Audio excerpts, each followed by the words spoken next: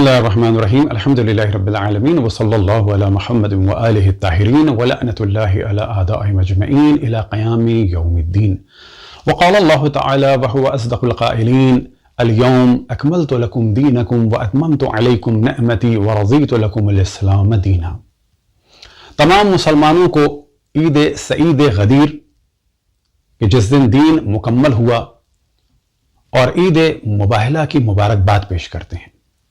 عید سعید غدیر 18 ذی الحجہ کو واقع ہوئی کہ جب اللہ سبحانہ وتعالی نے اعلان فرمایا یا ایھا الرسول بلغ ما انزل الیک من ربک وان لم تفعل فما بلغت رسالتہ. اے میرے حبیب، جو پیغام تمہارے پروردگار کی جانب سے آیا ہے اسے پہنچا دو، اور اگر وہ پیغام نہ پہنچایا تو ایسا ہے جیسے کہ تم نے اپنی رسالت کے کام کو انجام ہی نہیں دیا. اور پھر آپ نے ارشاد فرمایا من کنت مولاہ فہذا علی مولا. پھر اللہ سبحانہ وتعالی کی جانب سے ارشاد ہوا الیوم اکملت لکم دینکم واتممت علیکم نعمتی ورضیت لکم الاسلام دینا. عید سعید غدیر 18 ذی الحجہ کو ہے اور عید سعید مباہلہ 24 ذی الحجہ کو ہے، اور یہ کل ملا کر 7 دن ہیں، یعنی ایک ہفتہ. کیا یہ بہتر کہ اس ایک ہفتے کو ہفتہ امامت اور ولایت کے عنوان سے منایا جائے، لیکن یہ ذہن میں رہے کہ یہ اعلان امامت اور ولایت رسول اللہ صلی اللہ علیہ وسلم کی جانب سے ہے بحکم خداوند تبارک و تعالی. لہذا صحیح معنی میں اطاعت خدا اور اطاعت رسول اللہ صلی اللہ علیہ وسلم کا جلوہ نظر آتا ہے جب اطاعت کی جاتی ہے مولا امیر المؤمنین اسد اللہ غالب لکل غالب صدیق اکبر فاروق حوض الامت بہی یفرق بین الحق والباطل یاسوب الدین امیر المؤمنین علی ابن ابی طالب کی. لہذا اس ایک ہفتے میں خصوصاً ذکر کیا جائے مولا امیر المؤمنین علیہ الصلوۃ والسلام کی اور ان کے 11 خلفاء کی امامت اور ولایت کو.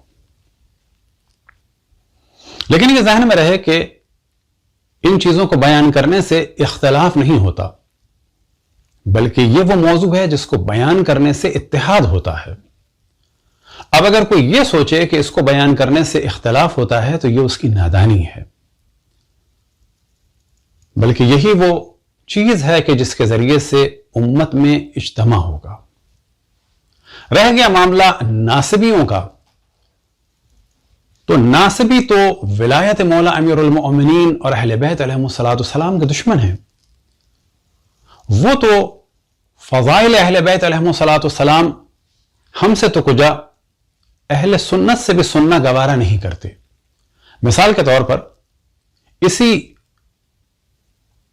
غدیر کے پیغام کی وجہ سے جب مولانا طارق جمیل صاحب نے مولا امیر المؤمنین علیہ الصلوۃ والسلام کے لیے مولا کا لفظ استعمال کرنا شروع کیا اور آپ نے فرمایا کہ یہ لقب تو رسول اللہ صلی اللہ علیہ وسلم نے دیا ہے، تو اس کے بعد ہم دیکھتے ہیں کہ ان کا بھی بائیکاٹ ہو گیا اور ان کو بھی رافضی کہا جانے لگا. تو معلوم یہ ہوا کہ مولا امیر المؤمنین کے ذکر سے ہمارے برادران اہل سنت نہیں چڑھتے، بلکہ نواسب چڑھتے ہیں، اور نواسب کو آپ کبھی بھی راضی نہیں کر سکتے جب تک کہ اہل بیت سے برات کا اظہار نہ کیا جائے. معاذ اللہ اس وقت تک یہ راضی نہیں ہو سکتے، کیونکہ یہی ان کے بڑوں کا کام تھا کہ جنہوں نے مولا امیر المؤمنین علیہ الصلوۃ والسلام پر سب و شتم اور لعنتوں کا سلسلہ کیا. اب ہم توجہ دلائیں کہ ہفتہ وحدت اور ہفتہ امامت اور ولایت میں کوئی ٹکراؤ نہیں، اور اس کی وجہ یہ ہے کہ پہلی دفعہ ان 2 ہفتوں کا اعلان جس نے کیا ان کا نام تھا آغا منتظری. اب وہ کہ ان کے ساتھ کچھ سیاسی رنجشیں ہوئی، لیکن یہ ہفتہ کہ جسے ہفتہ وحدت کہا جاتا ہے اس کے بانی آغا منتظری ہی تھے، لیکن انہوں نے ایک دوسرے ہفتے کا بھی اعلان کیا تھا کہ جس کو تقریباً بھلا دیا گیا. اب آپ کے سامنے ایک کلپ آئے گا آغا جنتی کا کہ وہ ان 2 ہفتوں کے بارے میں کیا فرما رہے ہیں. اور اصل میں اس موضوع کو لانے کا ہدف یہ ہے کہ جب ذکر کیا جائے گا ہفتہ امامت اور ولایت کا تو ہمارے بعض نادان لوگ یہ کہیں گے کہ شاید یہ کوئی نئی چیز ہے اور ہفتہ وحدت کو مٹانے کے لیے ہے. بلا شک تمام مسلمانوں کے درمیان اتحاد ضروری ہے. ہم سب کو مسلمان سمجھتے ہیں، ان کی جان مال عزت آبرو کا احترام ہے. اسی طرح سے دیگر ادیان والوں کے ساتھ بھی ہم محبت کے تعلقات رکھتے ہیں، ان کی جان مال عزت آبرو کا بھی دفاع ہم پر لازم ہے، اور انہیں بھی اللہ سبحانہ و تعالی اور رسول اللہ صلی اللہ علیہ وسلم اور ائمہ اہل البیت علیہم السلام کی جانب ہمیں دعوت دینی ہے اور ان کے کلام کو ان تک پہنچانا ہے. لہٰذا آپ آقا جنتی کے کلپ سماعت فرمائیں. از اینجا دست آیت الله منتظری را میبوسم که 2 ابتکار بسیار ارزنده نشون داد. یکی ابتکار هفته وحدت و یکی ابتکار هفته ولایت. هفته ولایت از 18 ذی‌حجه که روز قدیر است تا روز مباهله است.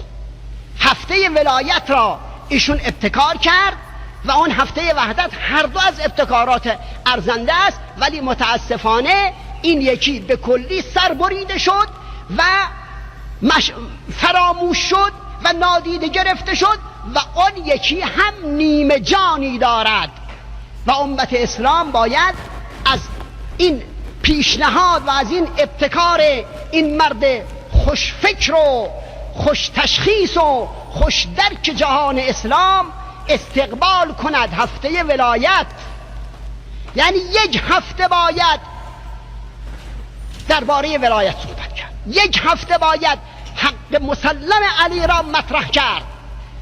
دعوا نمی کنیم، فحاشی نمی کنیم، بدزبانی نمی کنیم، تفرقه انگیزی نمی کنیم، هفته وحدت را هم حفظ می کنیم 100% و بیش از این که هست. ولی 1 هفته هم باید گفت اگر بخواهد وحدت درست بماند و یک وحدت واقعی برقرار شود باید احترام به قدیر گذاشت، باید قدیر را به عنوان ضامن وحدت حفظ کرد.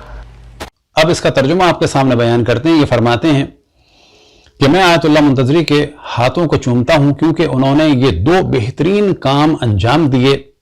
ایک ان کا ابتکار ہے، یعنی انہوں نے شروع کیا ہفتہ وحدت کو، اور دوسرا ہے ہفتہ ولایت.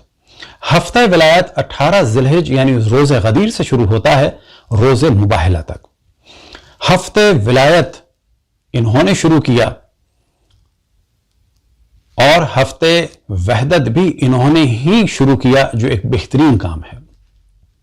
لیکن افسوس کے ساتھ کہا جاتا ہے کہ اس ہفتے کا یعنی ہفتے ولایت کا سر کاٹ دیا گیا ہے، اس کو ذبح کر دیا گیا ہے اور بھلا دیا گیا ہے اور نظروں سے اوجھل کر دیا گیا ہے. اور دوسرا ہفتہ یعنی ہفتہ وحدت وہ بھی نیم جان ہے. امت اسلامی کو چاہیے کہ اس خوش فکر اور خوش تشخیص اور خوش طبع شخص کی اس پیش نہاد یعنی ہفتہ وحدت اور ہفتہ ولایت اور امامت کا استقبال کریں. ہفتہ ولایت یعنی 1 ہفتے ہمیں چاہیے کہ مولا امیر المؤمنین کی ولایت کو ڈسکس کریں، یعنی 1 ہفتے مولا امیر المؤمنین کے حق مسلم کو واضح کریں. ہم لڑائی نہیں کرتے، ہم گالیاں نہیں دیتے، ہم بدزبانی نہیں کرتے، ہم تفرقہ انگیزی نہیں کرتے. ہفتہ وحدت کو ہم حفظ کریں گے 100%، بلکہ اس سے بھی زیادہ حفظ کریں گے. اس کے بعد فرماتے ہیں کہ اگر بے خواہد وحدت درست بے مانند، یعنی اگر کوئی یہ چاہتا ہے کہ صحیح معنی میں مسلمانوں میں اتحاد ہو تو پھر یہ کہنا پڑے گا کہ ہم ہفتہ امامت اور ولایت منائیں، ایک واقعی وحدت کے جو احترام غدیر کے ذریعے سے ہو. اور یہ ضروری ہے کہ غدیر را بے عنوان ضامن وحدت حفظ کر، اور یہ ضروری ہے کہ غدیر کو وحدت کے ضامن کے طور پر اور وحدت کی اصل وجہ کے طور پر ہم اس کی حفاظت کریں. تو یہاں سے بات واضح ہوئی کہ یہ 2 ہفتے ایک دوسرے کی ضد نہیں ہیں، نقیض نہیں ہیں، بلکہ صحیح معنی میں ہفتہ وحدت جبھی ہوگا جب مولا امیر المؤمنین علیہ الصلوۃ والسلام کی ولایت کا ذکر ہوگا۔ کون سی ولایت؟ وہ ولایت کہ جس کا حکم اللہ سبحانہ و تعالیٰ نے دیا اور اس کا اعلان ہمیشہ رسول اللہ صلی اللہ علیہ وسلم نے فرمایا، نہ فقط غدیر میں بلکہ دعوت ذوالعشیرہ سے سلسلہ شروع ہوا، اور غدیر میں تو بہت بڑے پیمانے پر یہ اعلان ہوا، اور پھر عملی اعتبار سے کبھی چادر تطہیر کے نیچے ہوا تو کبھی میدان مباہلہ میں ہوا۔ اور دعا ہے کہ خداوند تبارک و تعالی ہمیں توفیق عطا فرمائے کہ اپنی اس مختصر سی زندگی میں اللہ سبحانہ و تعالیٰ کی وحدانیت، رسول اللہ صلی اللہ علیہ وسلم کی نبوت اور ائمہ اثنا عشر اہل بیت علیہم السلام کی ولایت، امامت اور فضائل کو بیان کریں۔ وصلی اللہ علی محمد و آلہ الطاہرین۔